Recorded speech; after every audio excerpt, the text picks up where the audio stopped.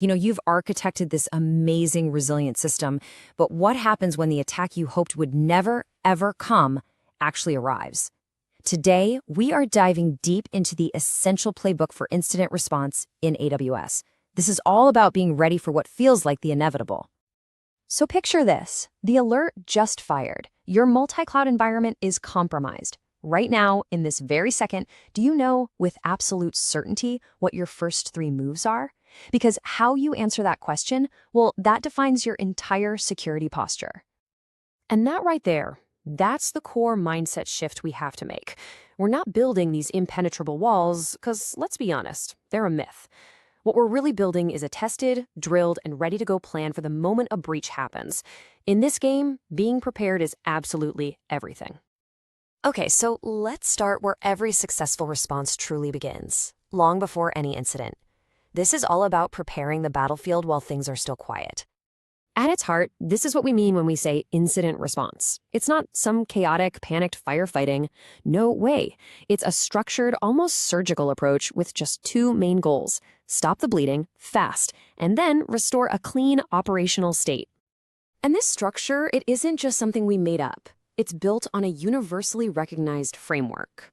We're going to walk through these 5 phases together: preparation, detection, containment, eradication, and recovery. Think of this as our roadmap for the next few minutes.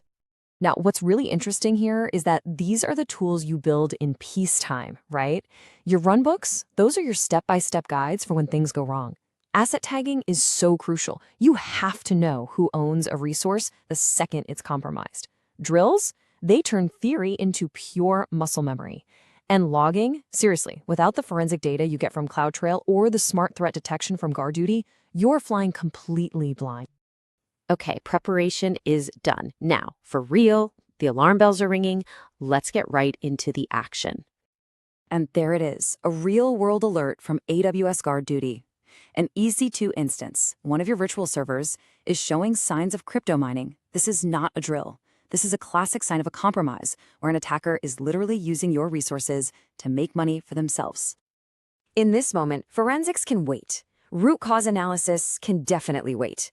Your one and only goal is to stop that attacker from moving sideways, from escalating their privileges, from causing any more damage. Your priority is one thing and one thing only: containment. So you have to act decisively. First, you isolate that instance. You slap on a security group that cuts off all network traffic, except, and this is key, from a single Bastion host or a forensic workstation that you control. Second, you just have to assume that any credentials on that machine are compromised. That means you rotate every single IAM key and role associated with it. You lock the attacker out, effective immediately. All right. The immediate threat is neutralized. Now we can take a breath and shift from triage to surgery. We need to figure out what happened and, more importantly, how to recover cleanly. This right here is exactly why we enabled all that logging back in the preparation phase. It's like you're a detective assembling clues. CloudTrail shows us the API calls. And look, the attacker launched new instances from a totally weird IP address. GuardDuty gave us that initial alert, the smoke signal. And CloudWatch shows us the business impact, a big spike in application errors. See? Together, these logs don't just give you data. They tell you the story of the breach. And this highlights probably the single biggest mistake people make. You do not clean a compromised server. You don't try to patch it. You assume it's completely owned through and through. The only safe move is eradication. Take a forensic snapshot for later and then terminate the instance. Get it out of your environment for good. So recovery means building back, but building back smarter. We don't restore the compromised machine itself. No, we launch a brand new instance from a known good, clean snapshot or AMI.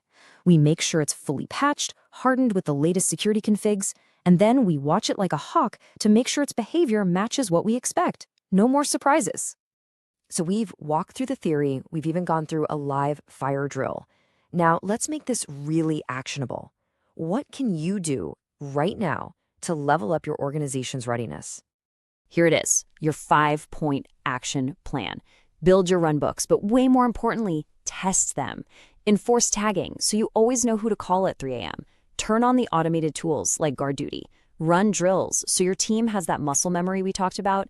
And finally, make sure your teams can confidently restore systems from clean snapshots, even under pressure. This is your roadmap to resilience. So I'll just leave you with this one last thought. A runbook that sits on a digital shelf is just a document. It's wishful thinking. But a runbook that's been tested, drilled, and refined under pressure, that's a lifesaver. When those alarm bells ring, which one are you going to have?